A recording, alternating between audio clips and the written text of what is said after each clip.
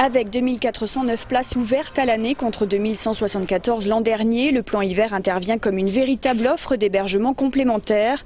80 places ont été créées à l'année avec le maintien notamment du foyer des 36 ponts et de l'Hôtel Dieu s'adressant aux grands précaires. On avait des besoins chaque année. Or, l'année passée, on a annualisé un certain nombre de places, ce qui fait que des places qui étaient ouvertes simplement l'hiver le sont aujourd'hui toute l'année, ce qui nous permet maintenant d'avoir un plan hiver, comme je dis, raisonnable et raisonné, car en fin de compte, il y a plus de places disponibles à longueur d'année, et ce qui nous permet, d'aborder cette période de manière beaucoup plus sereine. 40 places d'hébergement, plus 30 en halte de nuit, c'est le renforcement prévu pour cet hiver. Les équipes du 115, elles aussi, seront plus nombreuses pour gérer les demandes d'hébergement ou effectuer des maraudes.